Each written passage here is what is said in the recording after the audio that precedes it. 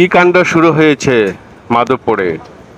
এখন মসজিদ মাদ্রাসা পর্যন্ত রেহাই পাচ্ছে না সুরের ভয়ে। কে বা কারা নিয়েছে কর্তৃপক্ষ জানে না। এটা হচ্ছে মাধবপুর শ্যামলীপাড়া আবাসিক এলাকা।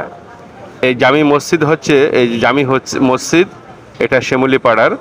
এখান থেকে আজকে বাহিরে বারিন্দার মধ্যে একটা স্ট্যান্ড ফ্যান ছিল এবং তাবলিগ জামাতের একটা গ্যাস সিলিন্ডার ছিল, দুতলা থেকে নিয়ে গেছে, আর একটা স্ট্যান্ড ফ্যান নিয়ে গেছে।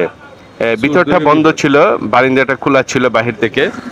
যারা মুসল্লি আইসা অনেক সময় দেরিতে যারা নামাজ পড়ে দুপুরে অথবা দিনে যে কোনো সময় এই জন্য খোলা রাখে। এখন এই অবস্থা যদি হয় তাহলে যারা নামাজ পড়তে আসে বা নামাজ পড়ার সুবিধা করার জন্য যারা কর্তৃপক্ষ দিয়ে রেখেছে, কিন্তু এদের জন্য তো অসুবিধা। এখন তো কি এমন অবস্থা হয়েছে, তালা ছাড়া কোনো উপায় নেই। সব মসজিদে এখন দেখেছি তালার ব্যবস্থা। হাসপাতাল মসজিদও